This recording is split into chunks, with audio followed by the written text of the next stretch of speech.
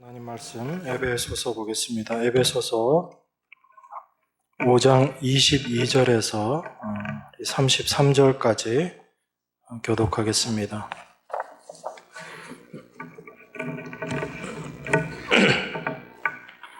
에베소서 5장 22절에서 33절입니다. 아내들이여 자기 남편에게 복종하기를 주께 하듯 하라.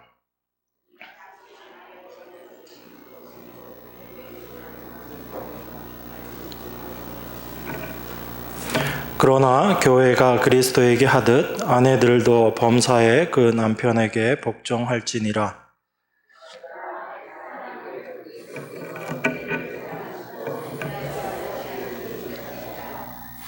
이는 곧 물로 씻어 말씀으로 깨끗하게 하사 거룩하게 하시고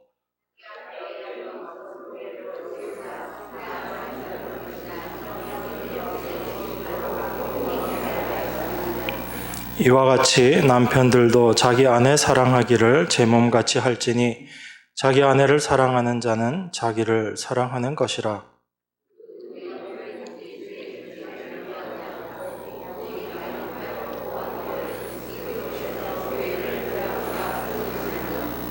우리는 그 몸의 지체임이니라.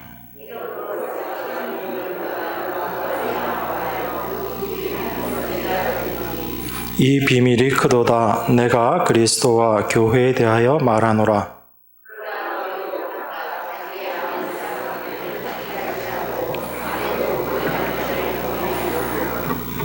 아멘. 제가 앞에서 이렇게 들으니까 아내들에게 하시는 말씀에 대해서는 우리 자매님들이 좀 약하게 읽으시는 것 같아요.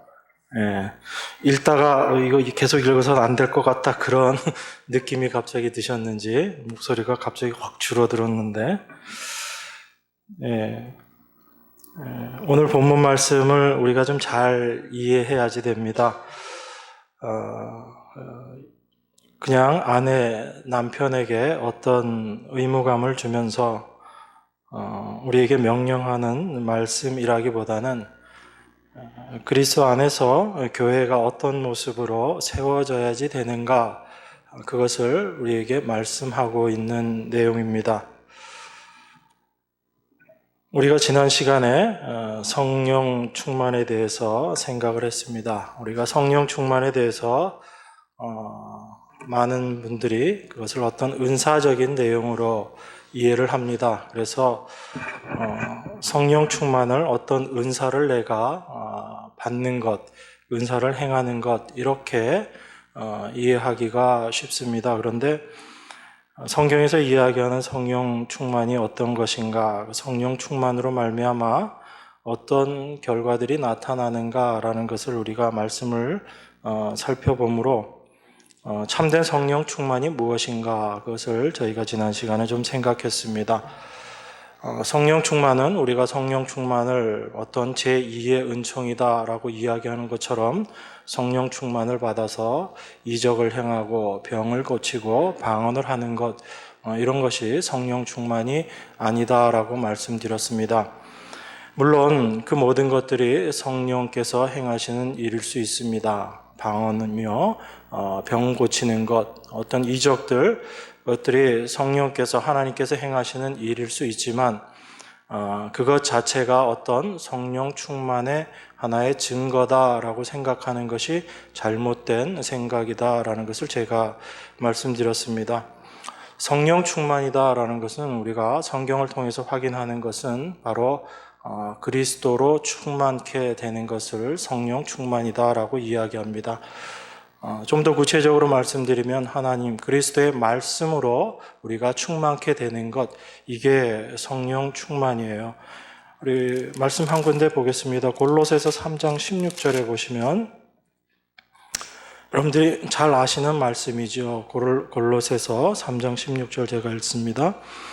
그리스도의 말씀이 너희 속에 풍성히 거하여 모든 지혜로 피차 가르치며 권면하고 시와 찬미와 신령한 노래를 부르며 마음에 감사함으로 하나님을 찬양하고 또 무엇을 하든지 말에나 일에나 다 주 예수의 이름으로 하고 그를 힘입어 하나님 아버지께 감사하라 이렇게 나오죠.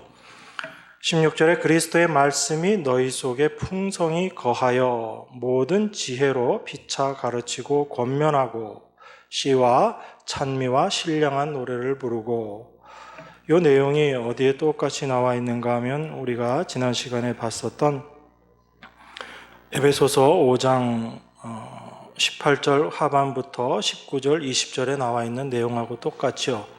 술 취하지 말라 이는 방탕한 것이니 오직 성령의 충만을 받으라. 시와 찬미와 신령한 노래들로 서로 화답하며 너희 마음으로 주께 노래하며 찬송하며 범사에 우리 주 예수 그리스도의 이름으로 항상 아버지 하나님께 감사하며 이렇게 나오지요.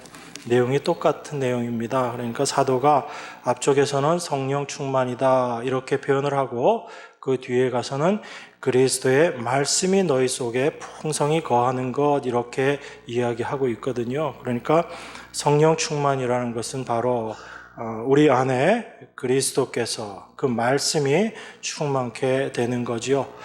그 그리스도를, 하나님의 아들을 말씀이 육신이 되어서 이 땅에 오신 분이다라고 말씀하지요. 그래서 그 그리스도가 우리 안에 충만케 될 때, 하나님의 말씀이 우리 안에 충만케 될 때 우리의 삶 가운데 어떤 결과들이 나타나게 되는가?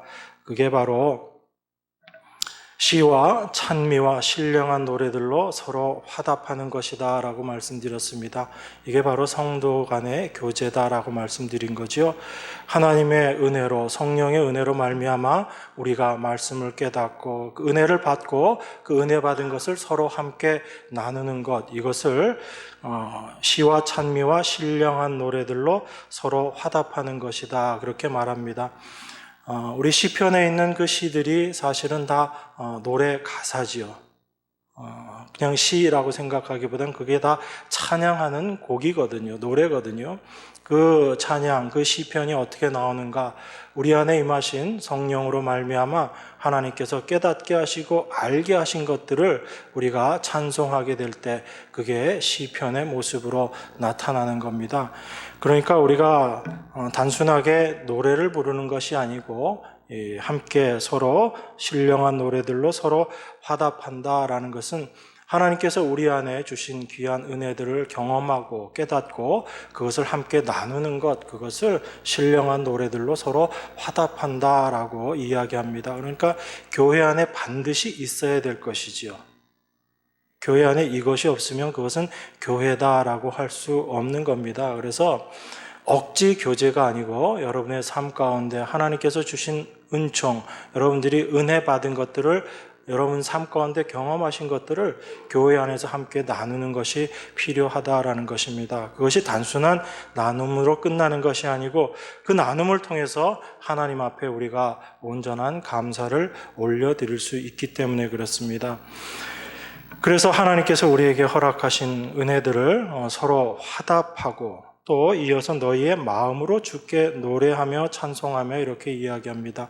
이건 같은 이야기 또 반복해서 하는 것이 아니고 하나님께서 우리에게 은혜 주신 것을 깨닫고 이제 그것이 여러분 마음 가운데 정말 감사로 그 안에 깊은 은혜로 여러분 안에 자리 잡게 될 때 이제 마음 가운데로 여러분들이 찬송하게 되는 것들을 경험하게 돼요.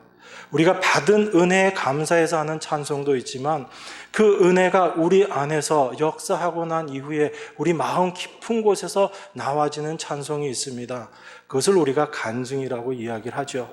그래서 하나님의 은혜 받은 것만을 늘 이야기하다 보면 그건 자랑이 되기 쉬워요. 그렇지만 하나님의 말씀이 우리 안에 역사하게 되면 어떤 일이 일어나요? 나를 죽이는 일이 일어나거든요. 그래서 내 안에 그 말씀이 살아 역사하게 될 때 이제 마음의 변화가 생기는 거예요. 그래서 우리가 은혜만을 쫓아가다 보면 사실은 굉장히 잘못된 신앙의 길로 갈 수가 있습니다. 그런데 그 내 안에 오신 은혜의 말씀이 내 안에서 역사하게 됨으로 말미암아 심령의 변화, 마음의 변화가 되어질 때, 그래서 마음으로 내가 하나님 앞에 노래 부르고 찬송하는 모습이 되어질 때 하나님께서 그것을 원하시는 거죠. 거기에 우리의 변화의 모습들이 생겨나는 겁니다. 그래서 사도가 이 부분들을 이야기를 할 때 내 안에서, 죽음은 내 안에서 역사하지만 내 안에서 이 역사하는 이 죽음으로 말미암아 나를 통해서 드러나게 되는, 너희들에게 역사되는 것은 무엇인가? 생명이다라고 그렇게 이야기하는 겁니다. 내 안에서는 죽음의 역사가 있지만 이 죽음의 역사가 내 안에서 경험되어지고 깨달아지고 처리되어질 때, 그것이 내 밖으로 흘러 넘쳐나게 될 때 그리스도의 생명이 넘쳐나게 된다라고 그렇게 말씀하고 있는 거죠. 그래서 우리가 그러한 삶들을 살아가게 될 때 범사에 우리 주 예수 그리스도의 이름으로 항상 하나님 아버지 하나님께 감사하며 이 삶이 되어지는 겁니다. 여러분, 범사에 감사하기 위해서는 우리가 어떤 모습이 되어야 되는가, 우리 삶이 어떻게 되어야지 되는가, 우리가 무엇을 생각해야지 되는가, 분명히 좀 우리가 알아야지 됩니다. 범사의 모든 것을 감사할 수 있게 되기 위해서는 하나님이 늘 나와 함께 하시고 나의 모든 삶을 하나님께서 주관하고 계시다라는 것이 여러분 안에 인정되어질 때 범사의 감사라는 게 되어지는 겁니다. 그렇지 않으면 여러분들에게 좋은 것들, 내가 참 감사할 제목들은 여러분들이 감사할 수 있어도 여러분 안에 정말 마음 가운데 쉽게 감사가 안 되어지는 것들 많지요. 왜 하나님이 나에게 이런 일들을 행하시는가? 내 삶 가운데 왜 이런 어려움을 주시는가? 나를 왜 이렇게 인도하시는가? 그런 부분들에선 쉽게 감사가 되어지지 않거든요. 그런데 우리에게 있어서 내가 생각하기에 좋은 일, 나쁜 일, 어렵고 힘든 일, 기쁜 일, 그 모든 것들에 하나님께서 함께 하시고 하나님께서 그 모든 것들을 주관하신다라는 것이 내 안에서 분명하게 확신되어질 때 우리는 이제 범사에 감사할 수 있게 되는 거죠. 그래서 범사에 감사라는 것도 내가 감사해야지 한다고 해서 사실 감사되어지지 않는 거거든요. 어려운 일이 여러분들에게 닥쳤을 때 여러분 안에 어떤 생각이 항상 먼저 들어요? 감사가 먼저 나오세요? 아니면 불평이 나오고 원망이 나오고 그런 것들이 먼저 나와요? 그렇지만 여러분 안에 분명히 변화되어지는 것은 10년 전, 20년 전 이전의 여러분의 모습과 지금 여러분의 모습 속에서는 분명히 바뀌어진 부분이 있다는 겁니다. 이전에 여러분들에게 동일한 고난이 오고 어려움이 오고 환난이 왔을 때 여러분 안에서 나왔던 것, 그리고 여러분들이 그것을 대하는 모습과 지금 여러분들에게 동일한 어려움과 고난이 왔을 때 여러분들이 그것을 바라보는 모습은 많이 바뀌었을 거예요. 그것은 우리 안에 하나님께서 일하신 결과들로 말미암아 되어진 것들이죠. 그래서 내 안에서 솟아나는 것은 동일한 죄의 본질의 모습들이 드러난다 할지라도 그것을 통해서 우리가 어떻게 하나님 앞으로 나아가게 되는가, 어떻게 십자가 앞으로 나아가게 되는가, 이 모습에는 우리들이 점점 변하여지는 거죠. 그래서 사실 그리스도인들은 자기 자신이 자기를 느낄 때는 점점 자기 자신이 죄인이라는 것을 더 많이 알아가는 거예요. 예전에는 내가 깨닫지 못했던 나의 죄된 모습들, 시간이 지나면 지날수록 성령의 빛이 강력해지면 강력해질수록 내 안에 좀 더 깊숙하게 감추어져 있었던 어두운 부분들이 드러나게 됩니다. 그래서 나는 점점 사도 바울의 고백대로 나는 죄인 중에 괴수로 내 스스로는 계속 인식하게 되는 거예요. 그런데 그 모습으로 나아가게 될 때 겉으로 나타나는 나의 모습은 어떻게 되는가? 우리가 성도들을 대하면서, 우리 교우들을 대하면서 느끼는 부분이죠. 바뀌어졌구나. 이전에는 저 사람이 저렇지 못했을 것 같은데 저런 모습으로도 나타나는구나. 물론 그 모습에 또 우리가 실망하는 경우들도 있긴 있지만 어쨌든 내 안에서 역사하는 모습과 겉으로 드러나는 모습의 차이점들, 그래서 내 안에 죽음을 경험하게 될 때 그것으로 말미암아 나타나게 되는 부활의 생명, 부활하신 그리스도의 역사하심을 우리가 조금씩 알아가게 되는 거죠. 그래서 성령 충만이라는 것은 어느 한순간에 성령을 받아서 내가 이적을 행하고 어떤 은사를 받는 그 개념이라기보다는 성경에서 이야기하는 성령 충만은 그렇게 점점 하나님을 알아가고 그 말씀이 내 안에서 점점 그 깊이와 넓이와 높이와 그 모든 것들의 폭이 넓어지면 넓어질수록 그 하나님을 아는 지식의 그 넓이가 넓어지면서 내 모습들을 더 올바로 발견하고 내가 하나님께 내 삶을 자꾸 넘겨드리게 되는 그런 십자가의 삶을 통해서 성령 충만의 모습으로 우리가 나아가게 되는 것이다 라는 것을 알 수 있습니다.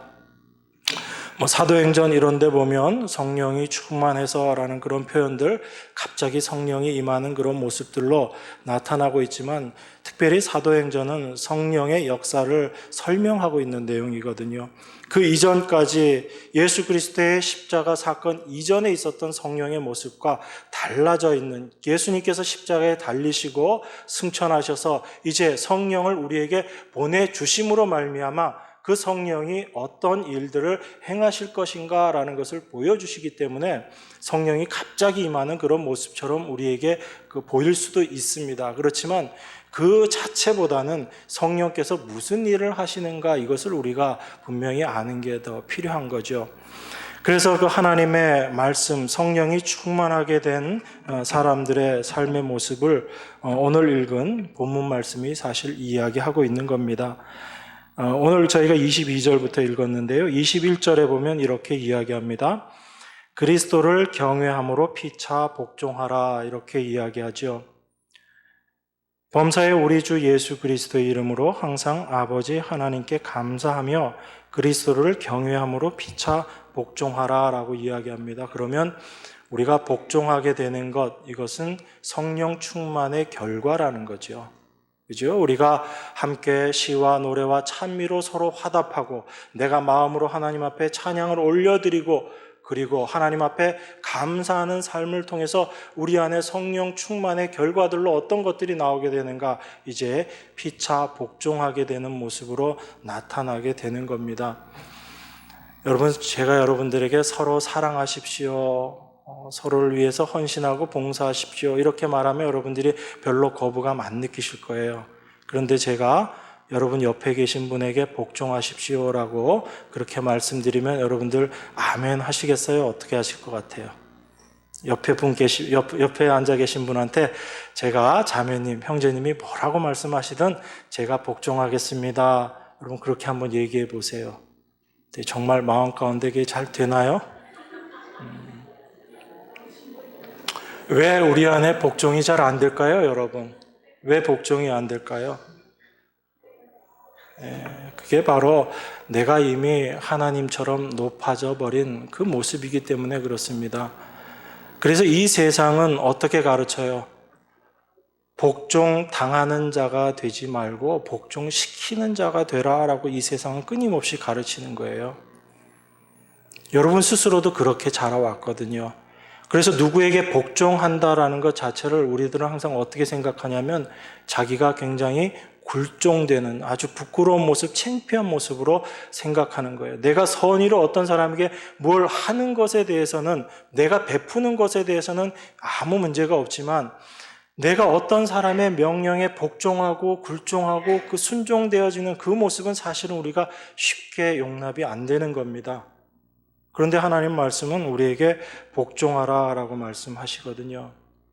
여러분, 우리 오늘도 오전에 그 말씀을 드렸는데 빌립보서 2장 5절에 너희 안에 그리스도의 마음을 품으라 라고 이야기하죠. 그 그리스도의 마음을 품게 된 자, 그리스도가 내 안에 충만하게 된 자, 성령 충만하신 그분 자체가 그리스도이신데 그 그리스도께서 어떻게 하셨다고 그래요? 죽기까지 어떻게 하셨다고 그래요? 복종하셨다고 그래요. 죽기까지 복종하심으로 말미암아 십자가를 지셨다라고 말씀하고 있거든요. 그 예수 그리스도가 우리 안에 임하시게 되면 여러분 삶 가운데 어떤 모습이 나타날까요? 복종하는 모습이 나타난다고요.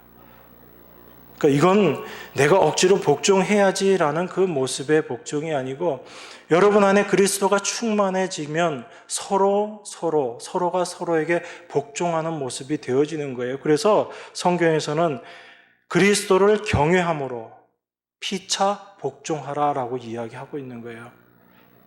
우리는 항상 복종이다라고 생각하면 계급을 따지죠. 높은 사람, 낮은 사람을 따집니다. 누가 누구에게 복종하는 거죠? 높은 사람이 낮은 사람한테 하나요?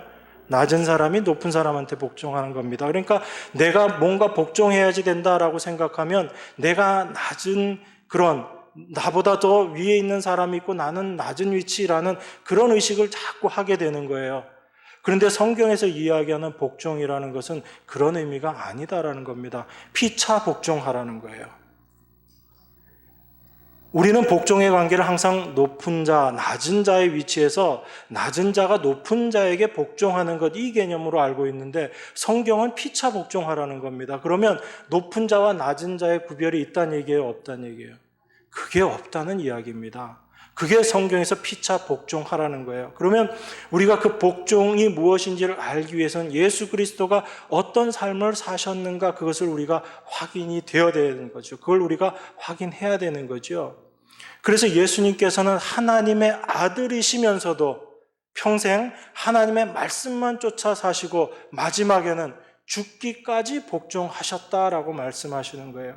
그러니까 우리가 예수 그리스도의 은혜와 사랑이 무엇인지, 그 십자가가 무엇인지를 알게 되면 하나님께서 우리에게 너가 복종해라라고 하시는 그 말씀 가운데 우리는 그것을 받아들이게 되고 그 말씀대로 우리가 복종하는 모습으로 나아가게 되는 거예요. 내가 억지로 복종해야지라고 하는 그 의지로 복종하는 것이 아니고 하나님의 은혜를 알게 되면 내 안에 그리스도를 담고자 하는, 그리스도 자체가 내 안에 와 계시기 때문에 그 그리스도를 담고자 하는 모습으로 내가 나아가게 되는 거죠. 거기에서 서로 복종하라라는 이 말씀이 우리 삶 가운데 이제 역사하게 되는 겁니다. 그래서 그리스도를 경외함으로 피차 복종하라라고 말씀하고 나서 22절에 아내들이여 자기 남편에게 복종하기를 주께 하듯 하라, 이렇게 이야기합니다. 어때요, 여러분? 여러분 여기 좀 계신 분 중에 난 이제 지금 바깥어른 이미 먼저 가셨으니까 나는 복종할 사람이 없다, 이렇게 생각하시면서 이건 나하고 전혀 상관없는 말씀이야, 이렇게 혹시 생각하실 수 있어요. 그런데 오늘 본문 32절에 보면 이렇게 이야기하죠. 이 비밀이 크도다 내가 그리스도와 교회에 대하여 말하노라, 이렇게 이야기합니다. 지금 아내들이여 남편들이여 라고 이야기하고 있지만 사실 지금 사도가 우리에게 이야기하고 싶은 것은 교회가 어떤 모습이 되어야지 된다라는 것을 이야기하고 싶은 거예요. 그걸 이야기하기 위해서 우리 삶 가운데 있는 이 부부관계, 그것을 가지고 아내, 남편이라는 하나의 이야기를 하고 있는 겁니다. 그러니까 우리가 이 말씀 중에 나는 나하고 이 말씀은 상관없는 거네, 이렇게 여러분들이 생각하시면 안 된다는 거죠. 이 모든 말씀이 사실은 우리에게 주어진 하나님의 말씀이다라는 겁니다. 우리가 이 말씀을 이해할 때 성경이 이야기하는 바를 좀 분명히 알아야지 됩니다. 성경은 절대로 어떤 아내에게 복종을 이야기하기 때문에 남존, 여비 이런 것들을 이야기하고 있지 않다는 거예요. 여러분, 우리가 갈라디아서에 보면 유대인이나 헬라인이나 종이나 자유자나 남자나 여자나 다 그리스도 예수 안에서 하나다라고 그렇게 얘기합니다. 똑같다는 이야기예요. 유대인이나 헬라인, 이방인이나 종이나 자유자나 남자나 여자나 다 그리스도 예수 안에서 하나다, 다 똑같다는 거예요. 이게 성경이 이야기하는 겁니다. 성경은 절대로 남녀 차별을 두지 않아요. 그게 성경이 갖고 있는 진리의 모습입니다. 그런데 성경에 보면 이것과 다른 표현들이 나와 있죠. 오늘 본문 말씀도 아내들이 남편들에게 복종하라라고 그렇게 이야기하기도 하고요. 그 다음에 디모데전서에 보면 여자는 일체 순종함으로 종용히 배우라. 여자가 가르치는 것과 남자를 주관하는 것을 허락하지 않는다라는 그런 표현들이 있어요. 이건 갈라디아서에 있는 그 표현하고 정반대인 것 같잖아요. 그죠? 그러면 그런 말씀들을 우리가 어떻게 이해해야지 되는가, 그걸 우리가 좀 잘 봐야지 됩니다. 말씀 나온 김에 우리가 디모데서 한번 보겠습니다.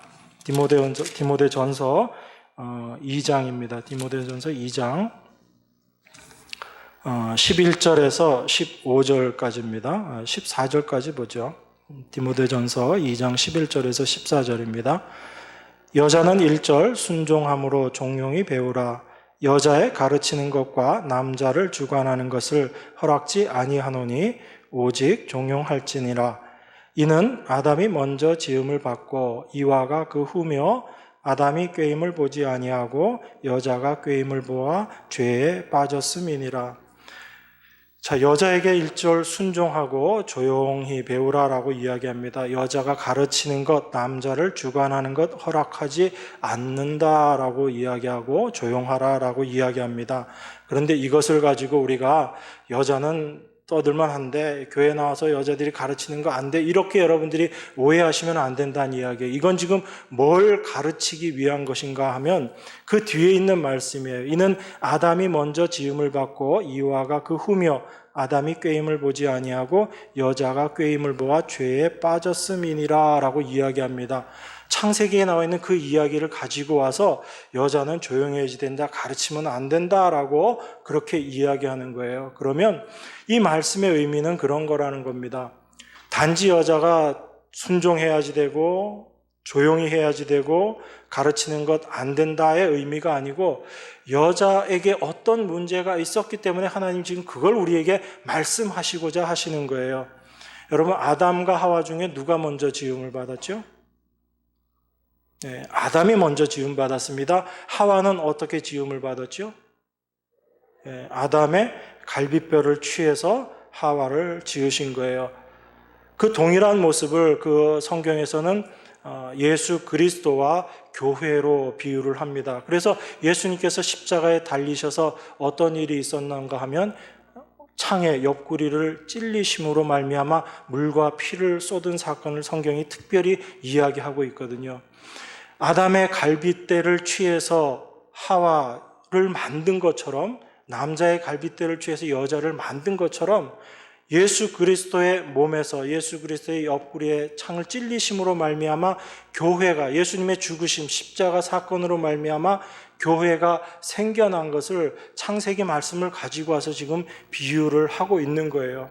그러니까 여기서 지금 남자, 여자라고 이야기를 하고 있지만 이 교회된 여자가 무엇을 올바로 알아야지 되는가라는 것을 성경이 이야기하고 있는 겁니다.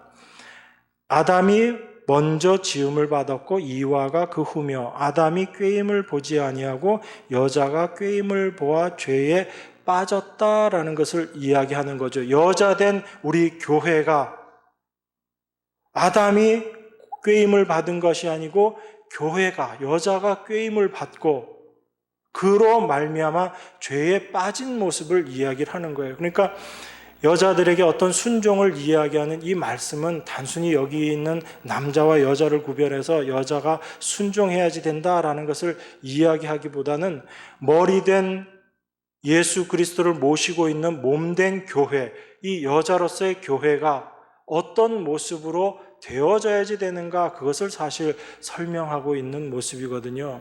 그래서 죄 가운데 항상 연약했었고 그 꾀임으로 말미암아 죄에 빠졌었던 그런 우리의 연약한 모습을 사실은 성경에서 지적해주고 있는 그런 말씀인 겁니다.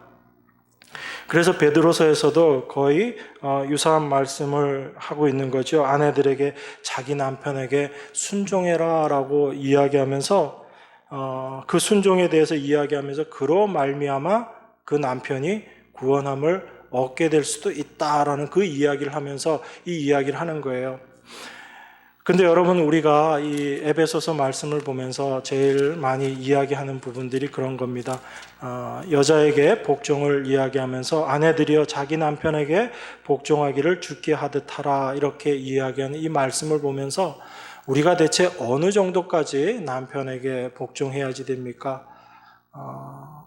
특별히 많이 상담하시는 내용들 중에 보면 그런 게 있어요. 안 믿는 남편, 아직 은혜 받지 못한 남편이 있는데 그 남편에게까지 우리가 복종해야지 됩니까? 얼만큼 복종해야지 됩니까? 그런 질문들을 많이 하시거든요. 여러분, 사도가 그 고린도서에서 그런 이야기를 한 적이 있습니다. 만약에 믿지 않는 남편이 있어서 이혼하기를 원한다 그러면 사도가 이혼해라 그래요? 이혼하지 말아라 그래요? 이혼하라고 그럽니다. 그런 얘기 못 본 것 같아요. 예. 만약에 믿지 않는 남자가 갈라서기를 원하면 이혼해라라고 이야기합니다. 그런데 그걸 모든 것에 적용되어지는 말씀으로 이야기하지 않아요. 여러분 한번 볼까요? 표정들이 그래서 우리 고린도전서 한번 보겠습니다. 고린도전서 7장.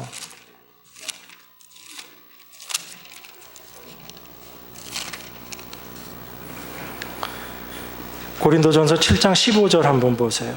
7장 15절.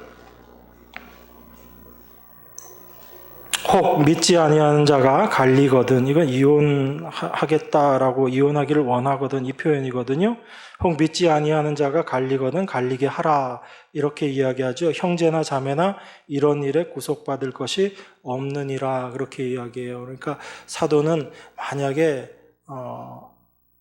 안 믿는 남편이 안 믿는 아내가 이혼하기를 정말 원하면 이혼해 줘라라고 그렇게 이야기합니다. 그런데 그 위에 보면 어떤 말씀이 있냐면 13절부터 보면요, 어떤 여자에게 믿지 아니하는 남편이 있어 아내와 함께 살기를 좋아하거든 그 남편을 버리지 말라. 믿지 아니하는 남편이 아내로 인하여 거룩하게 되고 믿지 아니하는 아내가 남편으로 인하여 거룩하게 되나니 그렇지 아니하면 너희 자녀도 깨끗이 못하니라. 그러나 이제 거룩하니라, 이렇게 이야기합니다. 그런데 믿지 않는 아내, 믿지 않는 남편이 있는데 같이 살기를 원하면 어떻게 하란 이야기예요? 같이 살으란 얘기예요. 그런데 그 같이 사는 것 자체가 믿는 사람에게 많은 어려움이 오고 고난이 올 수밖에 없어요. 특별히 오늘 사도가 에베소서에서 아내들에게 이야기하면서 남편에게 복종하라라고 이야기할 때 이 남편은 믿는 남편, 믿지 않는 남편 구별하지 않죠. 내가 남편으로 섬기고 있는 사람 다를 이야기하고 있는 겁니다. 그러면 함께 있을 때 그 남편에게, 아내들에게 지금 복종하라라고 이야기하고 있는 거예요. 여러분, 성경은 이 아내가 남편에게 복종하고 그 다음에 남편이 아내를 사랑함으로 말미암아 행복한 가정을 세우는 것, 이런 거에 사실 별로 관심 없어요. 우리들은 관심이 어디에 있죠? 그 부부가 서로 사랑함으로 아름다운 가정, 행복한 가정을 꾸미는 것 자체에 우리는 목적을 갖고 있잖아요. 그런데 성경은 그런 가정의 행복 자체를 가지고 이야기하지 않습니다. 왜 그럴까요? 여러분, 너무 제가 혼란스럽게 해드린 것 같은데, 나중에 천국 가면 시집가고 장가가는 게 있대요, 없대요? 없어요. 그러면 여러분들과 같이 사는 그 배우자가 저 하늘나라에서 배우자의 관계로 있을까요, 아닐까요? 유추해서밖에 말씀 못 드리죠. 근데 예수님이 분명히 말씀하신 것은 저기 천국에서는 시집가고 장가가는 거 없다라고 이야기합니다. 그런데 왜 이 땅에 하나님께서 가정이라는 것을 만드시고 부부를 만드시고 남자와 여자가 함께 사시게 했는가라는 거예요. 여러분 중에 그런 분들이 혹시 계실 거예요. 내가 나중에 하늘나라 가서도 나 저 남편 저 아내하고 같이 살 거야, 그런 마음 갖고 계신 분들도 계시고, 제발 저기서만은 아니었으면 좋겠다, 그렇게 생각하시는 분들 계실 거예요. 다 다른 겁니다. 그런데 왜 하나님께서 이런 것들을 이런 모습으로 사는 것들을 허락하셨는가라는 거예요. 에베소서의 이 아내와 남편에 대한 이야기를 하면서 최종적으로 사도가 이야기하는 결론은 바로 그리스도와 교회에 대해서 이야기하기를 원하는 겁니다. 그러면 이 땅에 가정이라는 것을 주시고 하나님께서 그 가정에서 너희들이 아름답고 행복한 모습을 만들어라의 하나님의 목적이 있는 것이 아니고, 그 가정을 통해서 남자와 여자의 결합, 아내와 남편의 모습을 통해서 참된 남자의 모습인 예수 그리스도를 우리가 어떻게 경험하고, 그리고 참된 여자, 아내의 모습인 교회의 모습이 어떻게 나타나야지 되는가를 사실 이걸 배우기를 원하시는 거예요. 그래서 아내들에게 복종하라고 합니다. 그런데 복종이 되어져요, 안 되어져요? 안 되잖아요. 여러분 입으로 이야기하잖아요. 복종 안 되잖아요. 남편들에게 묻습니다. 지금 아내에 대해서만 이야기하니까 한쪽에서 이렇게 아주 흐뭇한 미소를 띠면서 계시는데, 아내 사랑하시는 게 잘 돼요, 안 돼요? 어느 정도는 사랑이 되죠. 내가 사랑했을 때, 어떤 사랑의 표현을 했을 때 그거 받아주면 괜찮아요. 그럼 흐뭇합니다. 그런데 내가 이만큼의 사랑을 줬는데 아내가 더 줘, 더 줘 그러면 어때요? 그만해. 그렇게 되는 거죠. 내가 줄 수 있는 사랑이 한도가 있다는 걸 알게 되거든요. 도무지 우리가 예수님께서 우리를 사랑하셨던 만큼의 그 사랑은 우리가 내어놓을 수 없다는 걸 알게 된단 말입니다. 주님께서 우리를 어떻게 사랑하셨어요? 자기 목숨을 아끼지 않으시고 십자가의 당신을 죽이시는 모습으로까지 사랑하신 게 그 사랑하신 모습대로 남편들에게 지금 아내를 사랑하라라고 이야기하고 있는 거거든요. 그러니까 지금 아내가 남편에게 복종하는 모습이나 그리고 남편이 아내를 사랑하는 것은 사실 우리가 결심한다고 해서 되어질 수 있는 일이 아니다라는 겁니다. 그럼 하나님은 사실 이 가정, 아내와 남편을 통해서 아내와 남편이 정말 복종하고 사랑해서 행복한 가정을 만들어라, 여기에 주안점이 있는 것이 아니고 사도가 고린도에서 이야기하고 있는 대로 이 아내와 남편을 통해서 무엇을 원하시는 거예요? 아내된 자여 내가 남편을 구원할런지 어찌 알 수 있으며 남편 된 자여 내가 내 아내를 구원할런지 어찌 알 수 있으리요. 하나님은 어디에 관심이 있는 거예요? 구원하심에 관심이 있는 거예요. 그 아내를 통해서, 그 남편을 통해서 그 영혼을 구원하시기를 원하시는 거예요. 그래서 베드로 사도도 동일한 이야기를 하고 있는 겁니다. 아내들이여 남편에게 순종하라. 이는 혹 말씀을 순종하지 않는 자라도 말로 말미암지 않고 그 아내의 행실로 말미암아 구원을 받게 하려 함이다라고 이야기하는 거예요. 말로 어떤 것이 아니고 그 아내가 남편에게 순종하는 모습을 통해서, 그 행위의 모습을 통해서, 그 행동을 통해서 그 남편을 구원하게 될 수 있기 때문에 아내에게 지금 이야기하고 있는 거예요. 그러니까 아내가 순종하고 남편이 사랑하는 것을 통해서 행복한 가정을 만들라에 성경은 이야기하고 있는 것이 아니고, 그 일들, 그 순종함과 사랑을 통해서 예수 그리스도가 나타나기를 원한다는 거죠. 그 그리스도가 나타나고 드러나게 될 때 그 영혼을 구원하는 그 일들이 일어나게 된다라는 거예요. 그 일들로 말미암아 이루어진 가정의 행복이라는 것은 그리스도 안에서 이루어지는 것이기 때문에 우리 인간적인 욕구로 추구하고 있는 가정의 행복과는 다른 모습의 행복이 되어지는 거예요. 그래서 그 행복은 아내가 나에게 복종하기를 먼저 원하는 그런 모습이 되는 게 아닌 거예요. 그러니까 여러분, 이 말씀을 우리가 서로가 자기 위해서 주장하게 되면 이런 모습이 되는 겁니다. 아내는 남편들에게, 아내가 봐, 남편이 이런 얘기합니다. 성경에 봐, 아내로 하여금 너가 남편에게 복종하라고 이야기하지 않느냐, 왜 복종하지 않느냐, 이렇게 이야기하면 아내는 뭐라고 이야기해요? 성경에 봐라, 남편이 아내를 죽기까지 사랑하라고 그랬는데 당신 나한테 그렇게 사랑하지 않지 않느냐, 이런 모습으로 나아가는 거죠. 서로 복종과 사랑을 이야기하면서 성경과는 전혀 다른 모습으로 가는 거예요.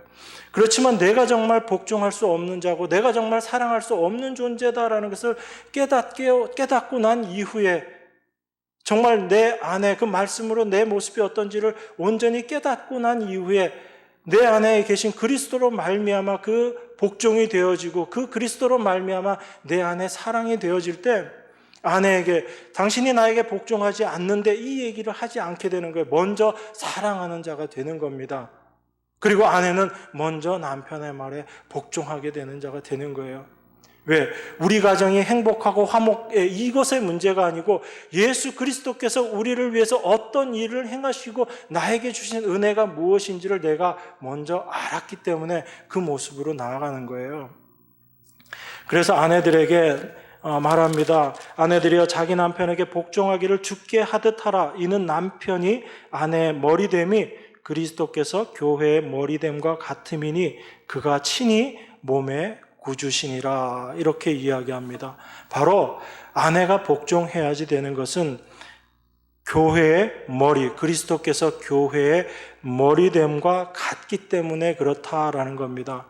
그러니까 여러분들이 남편에게 복종하지 않는다라는 이야기는 여러분들이 지금 그리스도께 복종하지 않고 있다는 이야기예요. 그걸 보라는 이야기입니다. 그냥 남편에게 복종하라 하지 말라를 성경이 이야기하는 것이 아니고, 우리가 입으로는 내 스스로 나는 그리스도께 참 복종 잘하고 있는 것 같은데 라고 생각하고 있을지 모르는 내 자신의 모습을 하나님께서 지금 보여주는 거예요. 누구를 통해서? 옆에 있는 남편을 통해서 보여주고 있는 겁니다. 그 남편에게조차 복종하지 못하는 너가 어떻게 그리스도께, 보이지 않는 그리스도 앞에 복종하고 있다라고 이야기할 수 있는가를 우리에게 지금 보여주시는 거예요. 그래서 그 남편, 인간적으로 남편을 보면, 죄송합니다, 인간적으로 남편을 보면 도무지 복종하고 싶지 않은데, 내 안에 임하신 그 그리스도로 말미암아 그 그리스도께서 나를 위해서 당신의 목숨까지도 아깝지 않고 버리신 그 남편이 나에게 지금 그 그리스도가, 그 머리이신 분이 나에게 말씀하시는 거예요. 남편에게 복종하라고. 우리는 그 말씀으로 말미암아 복종케 되는 거죠. 단지 내가 복종해야지 하는 그 마음으로 복종하는 것이 아니고, 그리스도의 은혜가 무엇인지, 그리스도의 사랑이 무엇인지를 내가 경험하고 났을 때 그리스도로 말미암아 이제 복종케 되는 그 삶을 살아가게 되는 겁니다. 그것이 지금 교회에게, 아내들에게 복종하라라고 이야기하는 거예요. 이 아내는 여기 계신 여자분을 이야기하는 게 아니고 여자된 교회를 이야기하는 겁니다. 그러니까 여러분들이, 우린 교회는 남자 여자 상관없이 다 신부예요. 그리스도의 신부예요. 다 아내된 자들입니다. 머리된 그리스도께 내가 복종하는 삶을 살고 있는가? 여전히 내가 복종하지 못하는 건 뭐 때문에 그래요? 내가 아직도 주인 되어 있기 때문에 그렇습니다. 내가 내 삶의 주인이 되어 있기 때문에, 내가 판단하고 내가 평가하기 때문에 그래요. 주님께 모든 것을 맡겼다면 주님이 뭐라고 말씀하시든지 우린 거기에 아멘하고 복종하게 되지요. 그런데 여전히 내 생각이 있는 거예요. 주님이 말씀하셔도 주님 그래도 그건 아니지 않습니까? 라는 내 생각, 내 뜻이 아직도 내 안에 남아있기 때문에 복종 못하는 거거든요. 여러분들이 가까운 남편에게 복종하지 못하게 될 때 늘 그 마음이잖아요. 어떤 얘기를 할 때 거기에 대해서 내 안에 어떤 다른 생각들, 다른 뜻, 다른 계획들이 내 안에 자리 잡게 되니까 거기에 복종이 안 되는 거지요. 하나님께서는 지금 우리에게 그 모습들을 보여주시기를 원하시는 거예요. 내 안에 무엇이 있는가를 이 말씀을 통해서 발견하다라는 이야기입니다. 제가 너무 아내들에게 대해서만 이야기를 했는데 25절부터 보겠습니다. 남편들아, 아내 사랑하기를 그리스도께서 교회를 사랑하시고 위하여 자신을 주심같이 하라. 이는 곧 물로 씻어 말씀으로 깨끗하게 하사 거룩하게 하시고 자기 앞에 영광스러운 교회로 세우사 티나 주름 잡힌 것이나 이런 것들이 없이 거룩하고 흠이 없게 하려 하심이니라. 제가 지금까지 아내에 대해서 말씀드렸지만 이것은 우리 성별로 이야기하면 교회에 남자분, 여자분 다 포함되는 거예요. 그리고 남편들아라고 이야기할 때 이 남편의 이야기를 우리 모두가 다 동일한 모습으로 들어야지 되는 겁니다. 남편들에게 이야기합니다. 아내 사랑하기를 그리스도께서 교회를 사랑하시고 위하여 자신을 주심같이 하라라고 이렇게 이야기합니다. 이 그리스도께서 당신의 아내를, 교회를 사랑하신 것, 그 말씀을 하면서 26절에 이는 곧 물로 씻어 말씀으로 깨끗하게 하사 거룩하게 하시고 라고 이야기하고 있죠. 우리가 구약 말씀 한 군데 찾아보겠습니다. 여러분 에스겔서 36장 한번 보겠습니다. 에스겔 36장 25절 26절입니다. 에스겔서 제가 봉독합니다. 맑은 물로 너희에게 뿌려서 너희로 정결케 하되 곧 너희 모든 더러운 것에서와 모든 우상을 섬김에서 너희를 정결케 할 것이며 또 새 영을 너희 속에 두고 새 마음을 너희에게 주되 너희 육신에서 굳은 마음을 제하고 부드러운 마음을 줄 것이며 또 내 신을 너희 속에 두어 너희로 내 율례를 행하게 하리니 너희가 내 규례를 지켜 행할지니라. 이렇게 이야기합니다. 에스겔서에서 하나님께서 당신의 백성들에게 이렇게 말씀하시는 거죠. 맑은 물로 너희에게 뿌려서 너희로 정결케 하되 곧 너희 모든 더러운 것에서와 모든 우상을 섬김에서 너희를 정결케 할 것이며 이렇게 이야기합니다. 하나님께서 당신의 백성을 깨끗하게 하시겠다는 이야기죠. 그런데 이 백성들이 어떤 백성들인가 하면 23절에 보면 열국 가운데서 더럽힘을 받은 이름 곧 너희가 그들 중에서 더럽힌 나의 큰 이름을 내가 거룩하게 할지라 라고 이야기합니다. 특별히 구약을 통해서 우리에게 말씀하시는 하나님의 사랑을 지금 에스겔이 이야기하고 있거든요. 애굽이라는 그 세상에서 종되었던 이스라엘 백성들을 다 구원하여 내십니다. 그들을 구원하여 내셔서 하나님께서 그들을 아내를 삼으셨어요. 구약에서 특별히 이스라엘을 하나님의 아내라고 하나님께서 말씀하십니다. 그들을 불러내서 당신의 아내를 삼으셨다라고 그렇게 이야기합니다. 그런데 그렇게 그 애굽에서 종된 노예로 살고 있었던 그들을 불러내서 하나님의 아내를 삼으셨는데 그 불러낸 백성들이 어떤 생각을 해요? 불러내심을 감사합니다 하고 살아가요? 아니죠. 늘 애굽을 그리워하는 모습으로 살아갑니다. 저기에 가면 저것도 있고 이것도 있고 나를 어떻게 해줄 수 있는 그런 풍족한 것들이 많이 있는데 라고 생각하면서 늘 애굽을 사모하는 그 모습으로 살아가고 있었던 게 이스라엘의 모습이죠. 그런데 하나님은 그들을 버리시지 않으셨어요. 그들을 버리시지 않으시고 가나안 하나님이 약속하신 곳으로 그들을 다 보내셨다고요. 그들에게 집을 주시고 먹을 것, 입을 것, 그 모든 것들을 다 주셨어요. 그런데 그 가나안에 들어갔었던 이스라엘이 또 어떻게 합니까? 거기에 가서는 하나님 말씀을 잘 들어요, 안 들어요? 하나님 말씀대로 순종하고 잘 삽니까? 아니면 하나님 말씀을 순종하지 않고 살아요?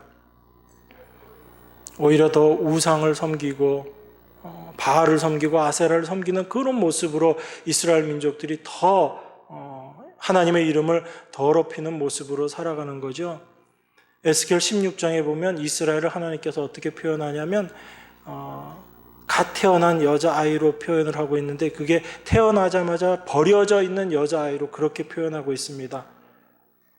여러분, 아이가 태어나면 어떻게 해요? 깨끗이 씻기고 그리고 탯줄도 잘라주고 잘 보다듬고 관리해야지 되는데 그 아이가 태어나자마자 버려진 아이예요. 얼마나 추하고 그렇겠어요. 그런데 그 버려진 아이를 하나님께서 보듬고 씻기시고 입히시고 그 여자아이를 공주처럼 왕비처럼 그렇게 키우셨다고 이야기해요. 그런데 그 키움을 받은 이스라엘 그 여자가 하나님 앞에 어떤 모습으로 나가는가? 오히려 음행하는 모습으로 하나님을 섬기지 않고 그 남편을 섬기지 않고 음행하는 모습으로 그렇게 타락해버렸다라고 이야기합니다. 그게 이스라엘의 모습이고 그게 바로 여러분과 저의 모습인 거예요.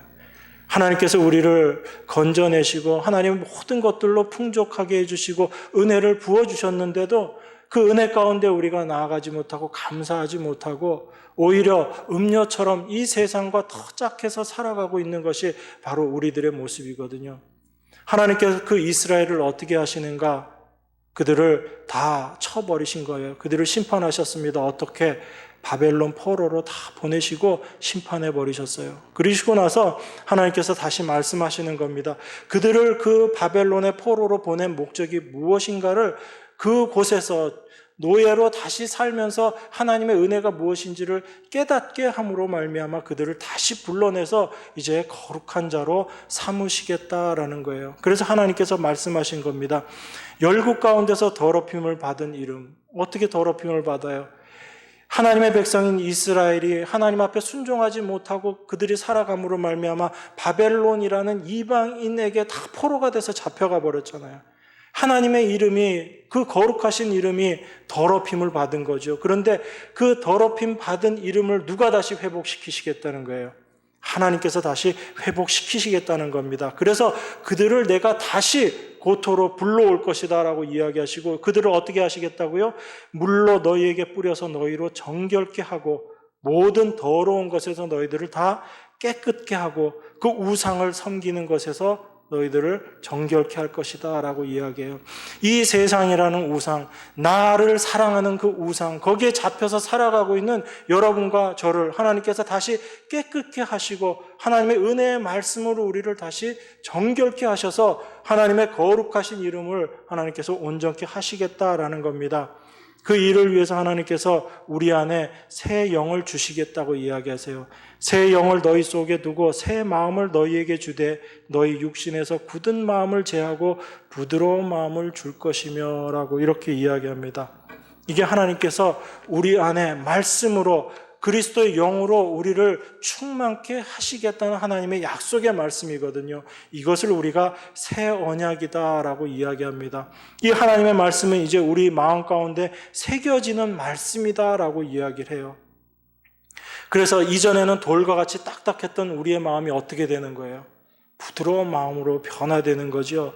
그래서 이전에는 하나님의 말씀이 우리의 마음이 딱딱한 돌처럼 되어서 하나님의 말씀이 도무지 받아들여지지도 않고 그것이 이해되어지지도 않고 그 말씀 앞에 순종되어지지도 못했던 우리들의 마음을 하나님께서 스스로 말씀하신 거죠. 새 영을 너희 속에 두고 새 마음을 너희에게 주되 너희 육신에서 굳은 마음을 제하고 부드러운 마음을 줄 것이며 라고 이렇게 이야기합니다. 그래서 그 새 영이 우리 안에 임한 자들은 이제 그 하나님의 말씀이 내 안에서 받아들여지는 거예요. 그전에는 그 말씀이 도무지 내가 감당하기도 싫고 내가 받아들이기도 싫었던 그 말씀들인데 그 딱딱했던 내 돌과 같은 마음이 부드러운 마음으로 변화되어지는 거예요. 하나님께서 당신의 말씀으로 우리의 마음밭을 그렇게 일구어 주시는 거예요. 그래서 우리의 마음밭을 하나님께서 옥토로 만들어 주시는 거예요. 내가 내 스스로의 마음을 내가 바꾸는 것이 아니고 하나님께서 말씀으로 내 안에 그 일들을 행해 나가시는 겁니다.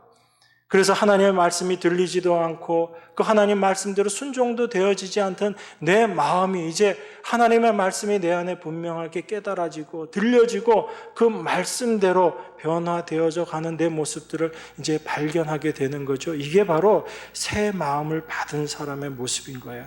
그 말씀이 내 마음 가운데 새겨진 사람들의 삶의 모습인 것입니다. 그래서 그 새 영이 너희 안에 있게 되고 새 마음이 우리 안에 임하게 될 때 우리의 마음이 부드러워지게 되므로 하나님을 사랑하는 그 모습들로 나타나게 된다라고 이야기합니다. 그래서 남편들에게 아내 사랑하라라는 이 말씀은 바로 우리가 어떠한 존재였었는데 이 이스라엘과 같이 하나님 앞에 여전히 그 하나님의 이름을 더럽히고 음행하는 자의 모습이었던 그런 우리들이었는데 하나님께서 그런 우리를 내치지 않으시고 하나님의 은혜로 깨끗게 하여 주시고 하나님의 주신 그 마음으로 말미암아 참된 하나님의 말씀을 받아들일 수 있는 자가 된 그런 우리의 모습, 우리가 그런 은혜 받은 자임을 깨닫고 남편들에게 이야기하는 겁니다. 아내 사랑하기를 그리스도께서 교회를 사랑하신 것처럼 그렇게 사랑하라라고 이야기합니다. 우리가 그렇게 되어질 수 있는 이유는 바로 물로 씻어 말씀으로 깨끗하게 하사 우리를 거룩하게 하셨기 때문에 그렇다라는 이야기입니다. 하나님의 말씀이 우리 안에 임하게 되면 그 말씀이 우리 안에서 이 역할들을 해나간다는 거예요. 우리로 하여금 그 말씀으로 깨끗게 하시고 그 말씀으로 우리 안에 있는 마음판에 새겨주심으로 말미암아 우리의 마음을 부드럽게 하시고 하나님 말씀 앞에 그 말씀을 아멘 하고 받아들일 수 있는 자들로 우리를 만들어 가시는 겁니다. 그래서 27절 자기 앞에 영광스러운 교회를 세우사 티나 주름 잡힌 것이나 이런 것들이 없이 거룩하고 흠이 없게 하려 하심이니라. 이와 같이 남편들도 자기 아내 사랑하기를 제 몸같이 할지니 자기 아내를 사랑하는 자는 자기를 사랑하는 것이라. 누구든지 언제든지 제 육체를 미워하지 않고 오직 양육하여 보호하기를 그리스도께서 교회를 보양함과 같이 하나니 우리는 그 몸의 지체임이니라. 여러분 자신이 여러분 몸을 어떻게 해요? 날마다 씻기고 바르고 입히고 잘 가꾸죠. 특별한 이상한 경우 아니면 자기 몸을 학대하는 경우가 없지요. 그 몸을 사랑하는 것처럼 주님께서 우리를 그렇게 사랑하셨다라는 것을 우리가 알게 될 때 우리는 몸된 지체로서 같은 지체인 형제 자매들을 이러한 모습 가운데 서로 복종하게 되고 서로 사랑하는 모습으로 나아가게 된다는 거예요. 그러니까 지금 사도가 아내들에게 명령하고 남편들에게 명령하고 있지만 사실은 무엇을 이야기하고 있는 거예요? 그리스도 안에 몸된 지체가 어떤 모습으로 서로 지어져 가 온전한 몸을 이루어 가야 하는가를 우리에게 지금 말씀하고 있는 거죠. 그래서 자기 육체를 미워하지 않고 양육하고 보호하는 게 이 몸의 당연한 특성이다라는 거예요. 그렇게 우리가 서로가 서로를 그렇게 보양하고 보호하고 서로를 위해 주는 것이 지체된 자로서의 모습이라는 겁니다. 우리는 그 몸의 지체임이니라 그렇게 이야기하고 있는 거예요. 그래서 이 결론처럼 이렇게 이야기하는 겁니다. 이러므로 사람이 부모를 떠나 그 아내와 합하여 그 둘이 한 육체가 될지니 이 비밀이 크도다. 내가 그리스도와 교회에 대하여 말하노라. 시간이 없어서 길게 말씀하지는 않겠지만 여러분 여기에 보면 사람이 부모를 떠나 그 아내와 합하여 그 둘이 한 육체가 된다. 이게 창세기에 있는 말씀 갖고 온 거죠. 결혼식 할 때 목사님들이 주례로 제일 많이 하시는 말씀 중에 하나인데 이게 뭘 얘기하는 거예요? 그냥 부부가 됐으니까 한 몸 이루어서 잘 살아라 그 얘기하는 걸까요? 사실 그거 아니거든요. 사람이 부모를 떠나신 분이 한 분 계세요. 스스로 부모를 떠나서 이 땅에 오신 분이 계시거든요. 누구세요? 바로 예수님이시거든요. 부모의 품, 하나님 아버지의 품, 여기서 부모라고 되어 있지만 이 헬라어 원어, 창세기에 있는 헬라어 원어의 부모라는 뜻은요, 아버지의 집이라는 뜻과 아버지의 말씀이라는 뜻이에요. 부모라는 뜻 자체가 그 헬라어 단어 하나, 글자 하나하나를 번역하면 그 뜻이 되는 거예요. 그러니까 아버지의 집, 아버지의 말씀, 그 말씀으로 말미암아 이제 그곳을 떠나와서 이 땅에 와서 한 몸이 되는 거예요. 누구와? 여기에 나와 있는 대로 사람이 그 부모를 떠나 그 아내와 합하여 그 둘이 한 육체가 된다. 하나님의 아들이신 그분이 하나님의 집을 떠나서 이 땅에 와서 몸된 교회인 여자와 이제 하나가 되는, 그래서 그 예수 그리스도로 말미암아 만들어지게 되는 온전한 교회의 모습을 이야기하고 있는 거죠. 그래서 사도가 이 비밀이 크다라고 이야기하는 겁니다. 그냥 남녀가 서로 좋아서 결혼해서 가정을 이루는 이것 자체가 목적이 아니고 이것이 무엇을 이야기하는가? 바로 그리스도께서 이 땅에 오심으로 말미암아 신부된 교회를 만들어 가시고 그리스도께서 머리가 되셔서 온전한 몸을 이루시는 그 비밀을 지금 우리에게 이야기하고 계신 거예요. 그래서 아내들에게 이야기하고 남편들에게 이야기하지만 이것이 바로 그리스도와 교회에 대해서 말하고 있다라고 이야기하고 있는 겁니다. 그러면서 33절에 한 번 더 이렇게 확인을 시켜줍니다. 그러나 너희도 각각 자기의 아내 사랑하기를 자기같이 하고 아내도 그 남편을 경외하라 이렇게 이야기합니다. 이 모든 것들이 교회와 그리스도에 대한 이야기다라고 우리가 그렇게 생각해버리면 여러분들은 또 여전히 어떤 모습으로 가게 되냐면, 그러니까 내 옆에 있는 남편, 내 옆에 있는 아내에게 내가 복종하고 사랑하는 것, 이거 별로 관심 안 가질 수 있다라는 이야기예요. 그러니까 사도가 다시 한번 확인합니다. 이 아내에 대한 이야기, 남편에 대한 이야기가 분명히 그리스도와 교회에 대한 이야기는 맞다. 그렇지만 그러나 너희는 어떻게 하라고요? 각각 자기 아내 사랑하기를 자기같이 하고 아내도 그 남편을 경외하라라고 이야기합니다. 이게 뭘 얘기하는 거예요? 여러분 삶 가운데 내 안에 여전히 순종되어지지 않고 남편에 대한 경외심이 생겨나지 않고 아내에 대한 사랑이 내 안에 없지만 하나님의 이 말씀을 통해서 우리는 그리스도께서 우리를 위해서 어떤 일을 향하셨는지, 어떤 일들을 우리 안에 이루어 놓으셨는지를 우리가 분명히 안다면 내 안에 복종되어지지 않는 그 모습이 있고 내 안에 여전히 사랑하지 못하는 그 모습이 있다 할지라도 복종하려고 하고 사랑하려고 하는 얘기예요.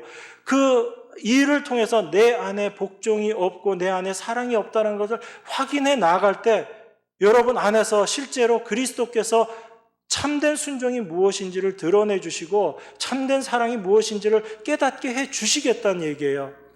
그래서 그 모습 속에서 이제 여러분, 하나님께서 몸된 교회와 머리된 그리스도의 그 온전한 모습을 여러분 가정 속에서도 나타날 수 있게 해 주시겠다는 이야기입니다. 그게 그리스도 안에서 하나님께서 주신 가정의 목적이라는 거예요.